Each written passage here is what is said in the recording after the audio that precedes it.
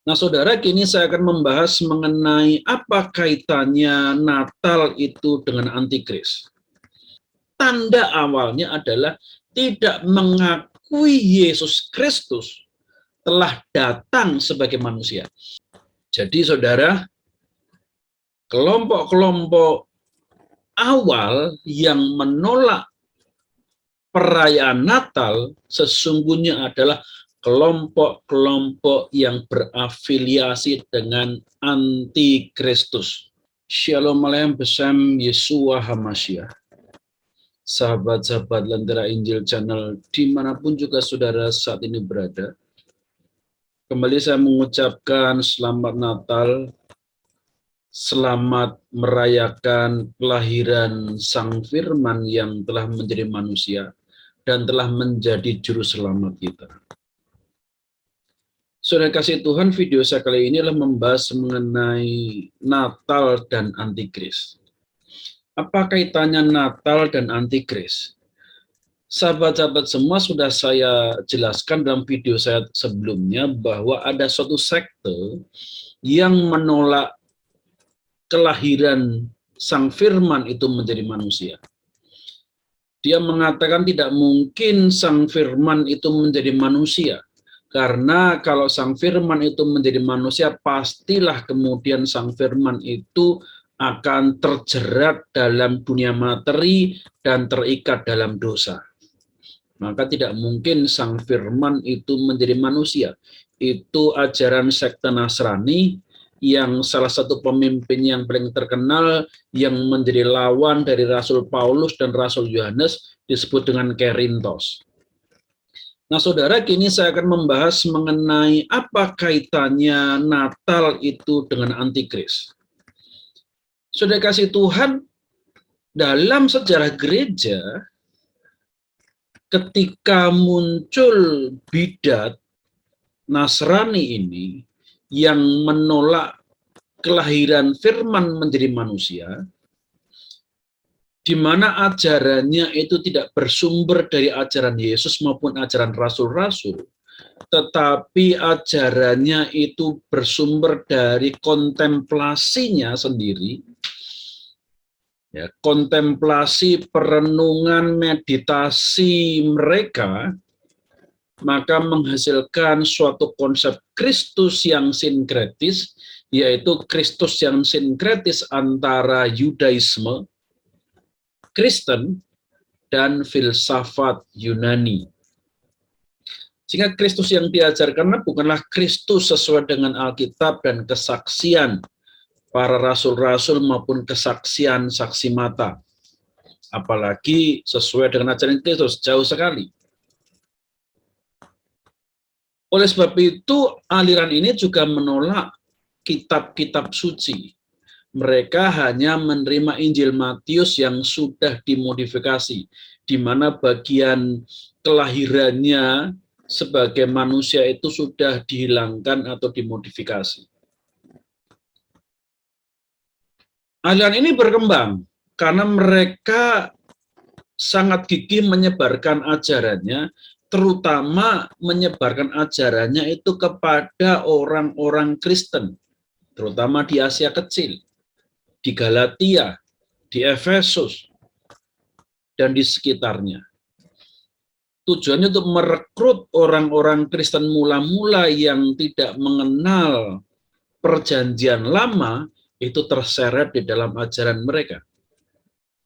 Dan ajaran ini ditentang oleh rasul-rasul dan gereja mula-mula. Nah, oleh sebab itulah kemudian gereja yang dipimpin oleh rasul-rasul dan penerus-penerusnya, mereka membuat perayaan Natal. Ya, untuk melawan bidat yang mengatakan tidak mungkin Firman itu menjadi manusia. Maka kemudian gereja membuat perayaan Natal untuk melawan bidat yang menentang Firman tidak mungkin bisa menjadi manusia. Allah tidak mungkin bisa menjadi manusia. Itu ditentang oleh gereja mula-mula. Saya tegaskan lagi, sejak zaman rasul-rasul.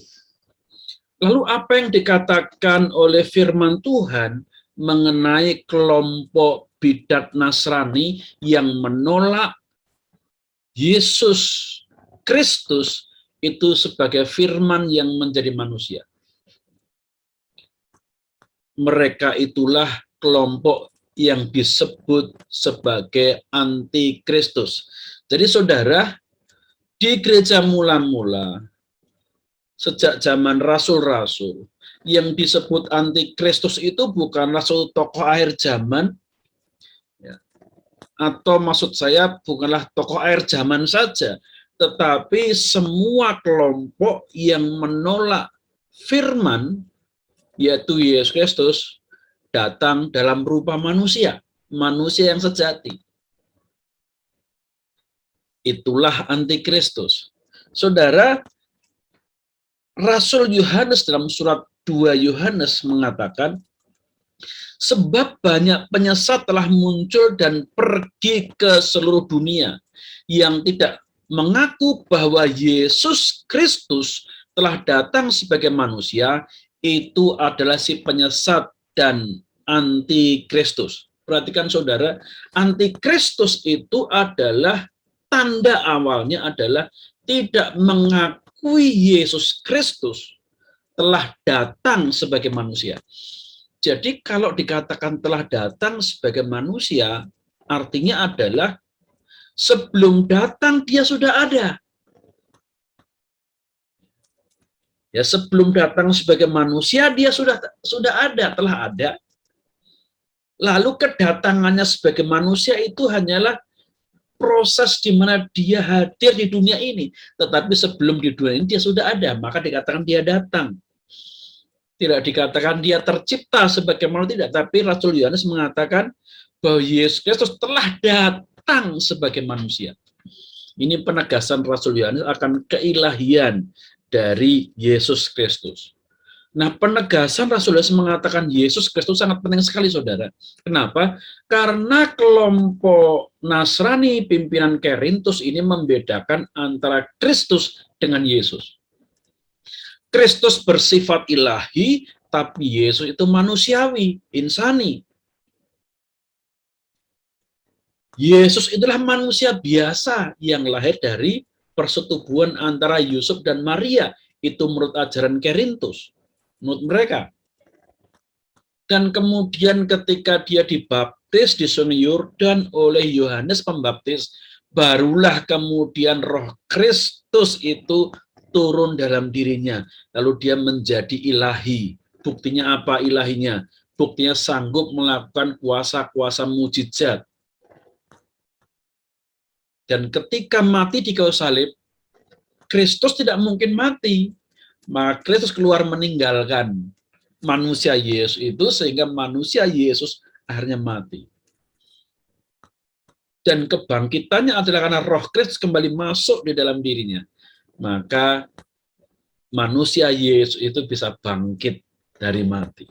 Nah, ini adalah ajaran Korintus yang menolak Natal, yang menolak kelahiran Sang Firman menjadi manusia. Ajaran mereka menolak, ya, mereka menentang perayaan Natal karena bagi mereka tidak mungkin Firman itu menjadi manusia. Jadi saudara, kelompok-kelompok awal yang menolak perayaan Natal sesungguhnya adalah kelompok-kelompok yang berafiliasi dengan antikristus. Itu yang dikatakan Rasul Yohanes. Ya, bukan saya yang mengatakan, tapi Rasul Yohanes menyebutkan bahwa kelompok-kelompok yang menentang Natal itu berafiliasi dengan si antikristus. Kiranya apa yang saya sampaikan ini mencerahkan kita. Tuhan Yesus memberkati saudara semua. Shalom Aleichem.